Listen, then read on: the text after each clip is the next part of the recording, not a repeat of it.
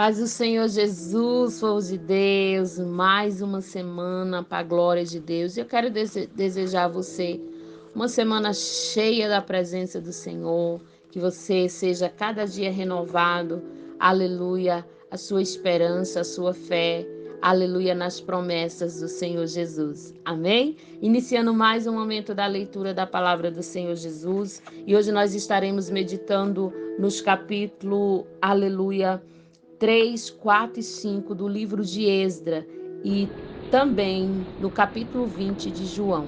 Vamos iniciar nossa leitura em nome de Jesus no capítulo 3, aleluia, do livro de Esdra. Amém, glória a Deus. O altar e os sacrifícios. Capítulo 3 de Esdra. Quando chegou o 7º mês, aleluia, e os israelitas já estavam morando nas suas cidades, todo o povo se reuniu em Jerusalém.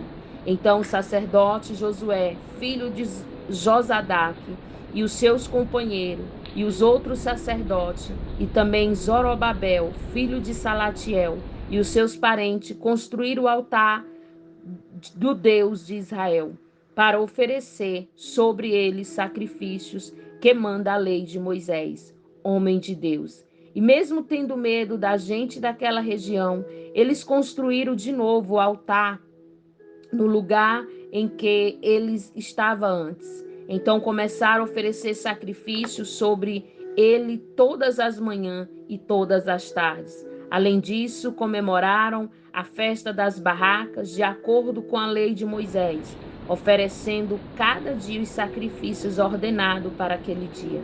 Trouxeram também os sacrifícios que deviam ser completamente queimados diariamente e os que deviam ser apresentados na festa da lua nova e nas outras festas sagradas. E ofereceram também, aleluia, aquilo que trazia por vontade própria. O povo começou a oferecer sacrifício ao Senhor desde o dia 1º do 7º mês, antes mesmo que o templo do Senhor começasse a ser construído de novo. Começa a reconstrução do templo. O povo deu dinheiro para pagar os pedreiros e carpinteiros e deu comida, bebida e azeite para serem mandados à cidade de Tiro e de Sidom. Essas coisas foram trocadas por madeiras de cedro, que foi trazida por mar do Líbano até o porto de Jope. Tudo isso foi feito com a permissão de Ciro, rei da Pérsia. E assim, no ano seguinte, ao da sua volta, no 2º mês, os israelitas começaram a construir de novo o templo de Deus, que fica em Jerusalém. Zorobabel, filho de Salatiel, e Josué, filho de Zadoque, junto com os seus parentes, os sacerdotes e os levitas, e todos os israelitas que haviam voltado para Jerusalém, pegaram firme no trabalho. Todos os levitas maiores de 20 anos foram encarregados de dirigir as obras. Josué e os seus filhos e irmãos formaram um grupo junto com Camiel e os seus filhos, que era descendente de Odavias. Esse grupo dirigia os que trabalhavam na construção e era ajudado pelos levitas do grupo de família de Enadad. Quando os construtores colocaram os alicerces do templo, os sacerdotes ficaram de pé, vestidos com roupas especiais para aquela ocasião e com trombetas na mão. Os levitas, descendentes de Asaf, carregavam pratos musicais para louvar a Deus o Senhor, de acordo com o que Davi, rei de Israel, havia mandado. Uns cantavam louvores e agradeciam ao Senhor, e os outros respondiam. Eles diziam: o Senhor é bom, e o seu amor pelo povo de Israel dura para sempre. E todo o povo gritava bem alto e louvava ao Senhor, porque a construção do seu templo já havia começado. Muitos sacerdotes, levitas e chefes de família eram velhos e tinham visto o primeiro templo. Eles choravam alto ao verem que os alicerces do novo templo havia sido colocado. Mas os outros que estavam ali gritavam de alegria. E assim ninguém podia saber se o povo gritava de alegria ou se chorava, pois gritava tão alto que de longe se ouvia o barulho. Capítulo de número 4 do livro de Esdras. Os inimigos fazem, aleluia, parar as obras. Os inimigos das tribos de Judá e de Benjamim souberam que os que haviam voltado da Babilônia estavam construindo de novo o templo do Senhor, o Deus de Israel. Então foram falar com Zorobabel e com os chefes das famílias e disseram o seguinte: queremos construir o templo junto com vocês. Nós adoramos o mesmo Deus que vocês e temos oferecido sacrifício a ele desde o templo de Esma-Adom, rei da Síria, que nos mandou morar aqui. Porém, Zorobabel, Josué e os outros chefes das famílias israelitas responderam: não precisamos que vocês nos ajudem a construir um templo para o Senhor nosso Deus. Nós vamos fazer isso sozinho, como Ciro, rei da Pérsia, mandou. Então, a gente daquela região fez de tudo para desanimar os israelitas e para pôr medo neles, a fim de parar a construção. Além disso, deram dinheiro a certos funcionários do governo para que estes atrapalhassem os planos dos israelitas. E os inimigos fizeram isso durante todo o tempo que Ciro foi rei da Pérsia, até o reinado de Dário, rei da Pérsia. Uma carta para o rei. No começo do reinado de Xerxes, os inimigos escreveram uma acusação contra os moradores de Judá e de Jerusalém. Bislã, Mitrade e Tabel e os seus companheiros escreveram uma carta a Artaxerxes, rei da Pérsia. A carta foi escrita em aramaico e traduzida para a língua persa. Reum, que era governador, Cisai, o escrivão, também escreveram uma carta ao rei Artaxerxes contra os moradores de Jerusalém. A carta dizia: esta carta é enviada por Reum, o governador Cisai, e o escrivão junto com seus companheiros, os juízes e todos os outros funcionários, que são naturais de Ereque, da Babilônia, e de Suzã, na terra de Elã, e junto com os outros povos, que o grande e poderoso Assurbanibal tirou dos seus países e levou para morar na cidade de Samaria e no resto da província do Eufrates Oeste. A carta continuava assim: ao rei Artaxerxes, os seus servidores da província do Eufrates Oeste escreveram o que segue: ó rei, levamos ao seu conhecimento que os judeus que o Senhor mandou para cá chegaram a Jerusalém e estão construindo de novo essa cidade rebelde e má. Já começaram a levantar as muralhas e logo vão acabar esse trabalho. É bom que o rei também saiba que se essa cidade for reconstruída e se suas muralhas forem levantadas de novo, essa gente não vai querer pagar nenhum imposto nem taxa por causa disso. Por causa disso, o rei terá muito prejuízo. Como nós somos seus servidores, não queremos que o Senhor seja prejudicado. Por isso, sugerimos que o Senhor mande fazer uma investigação nos arquivos dos seus antepassados. Se fizer isso, descobrirá que Jerusalém é uma cidade rebelde e que desde os tempos antigos ela tem dado trabalho aos reis e aos governadores das províncias. Em outros tempos, tem havido revoltas nela e por isso ela foi construída. Portanto, ó rei, nós estamos certos de que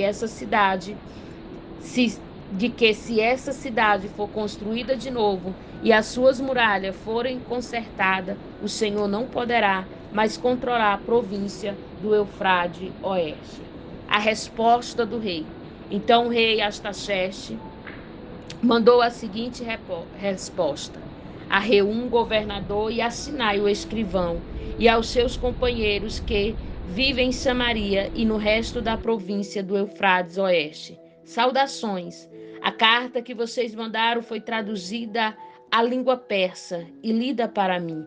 Então mandei que fizesse uma investigação e descobri que desde os tempos antigos, Jerusalém tem se revoltado contra a autoridade do rei, que ela sempre esteve cheia de rebeldes e de criadores de caso. Reis poderosos reinaram ali e governaram toda a província do Eufrates Oeste. O povo lhe pagava imposto e taxa, portanto dei ordem para que parem as obras. Essa cidade não será construída de novo enquanto eu não mandar. Cumpra essa ordem com todo o cuidado para evitar que eu tenha mais prejuízo. A carta do rei Astaxerxes foi lida para Reum, para Cisai e para os seus companheiros. Então todos eles foram imediatamente a Jerusalém e, ameaçando os israelitas com armas, os obrigaram a parar as obras. A reconstrução do templo.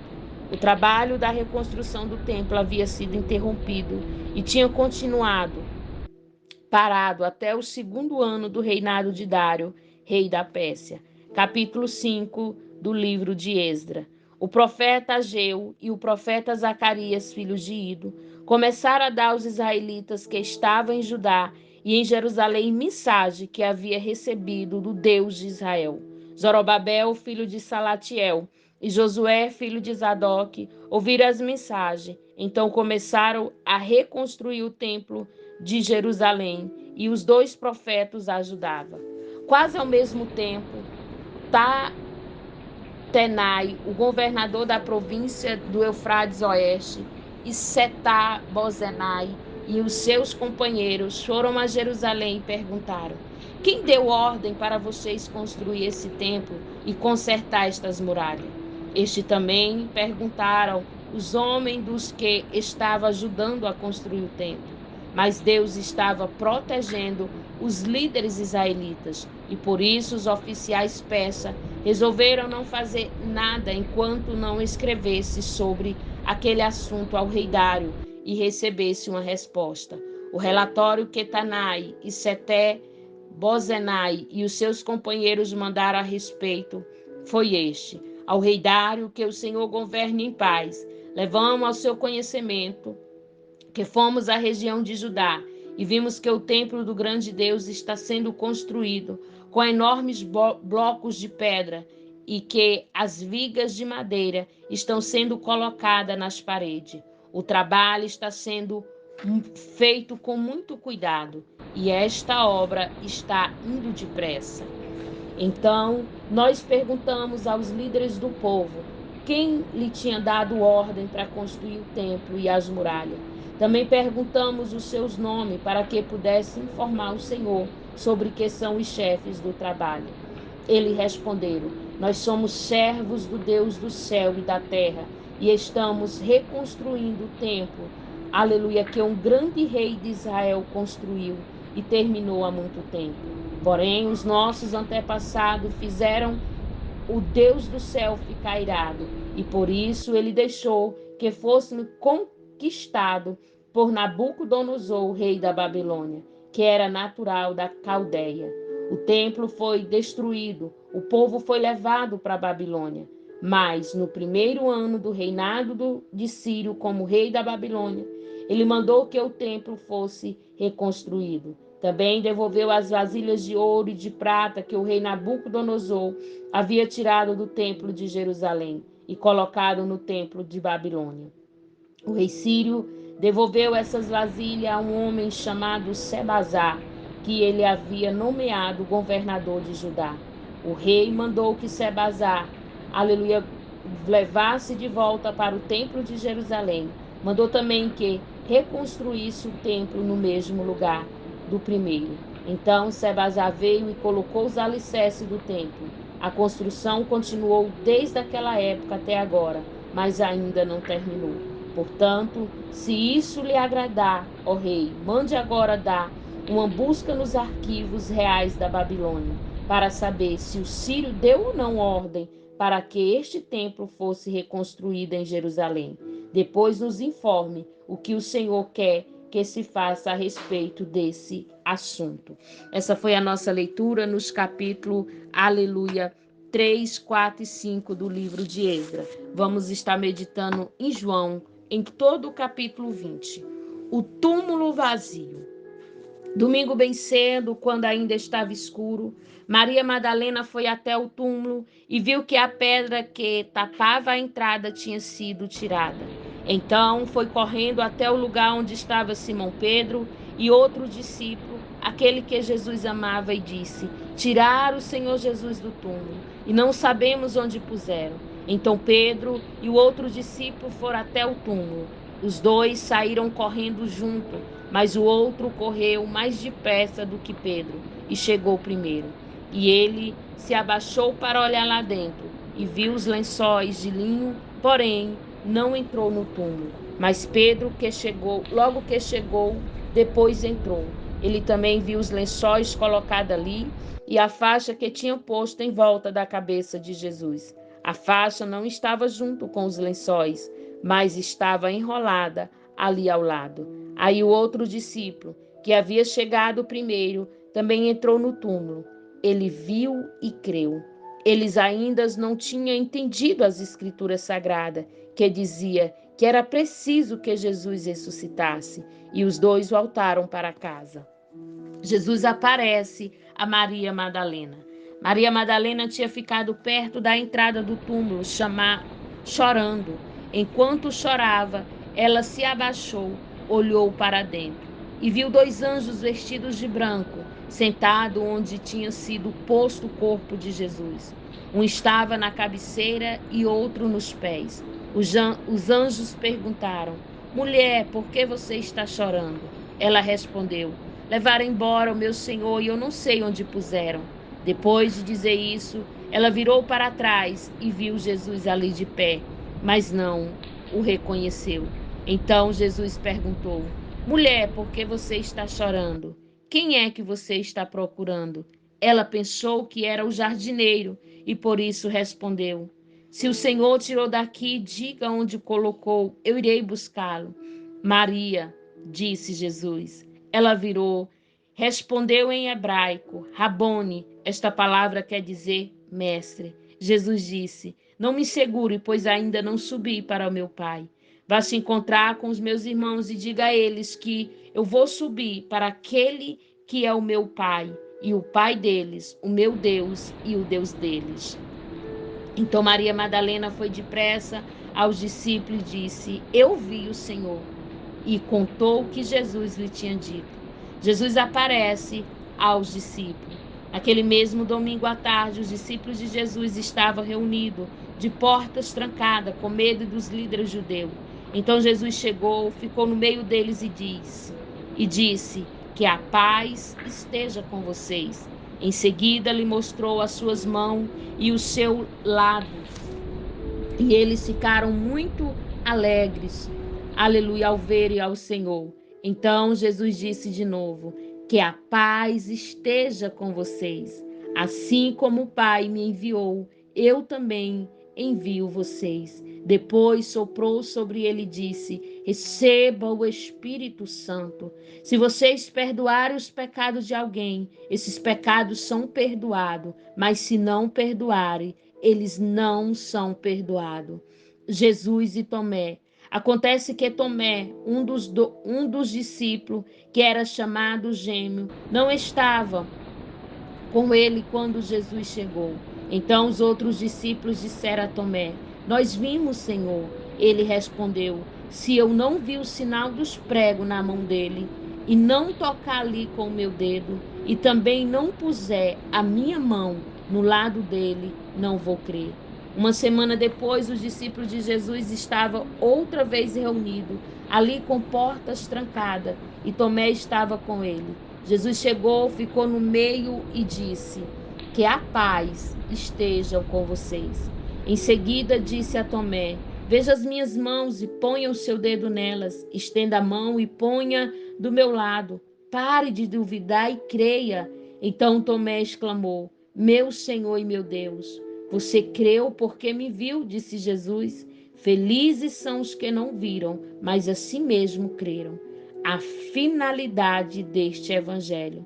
Jesus fez diante dos discípulos muitos outros milagres que não estão escritos neste livro, mas estes foram escritos para que vocês creiam que Jesus é o Messias, o Filho de Deus e para que, crendo, tenha vida por meio dele. E essa foi a nossa leitura de hoje. Que Deus em Cristo possa te abençoar, que você possa crer na poderosa palavra do Senhor Jesus. Que Deus os abençoe e lhe conceda uma semana de vitória e de milagre, em o nome de Jesus.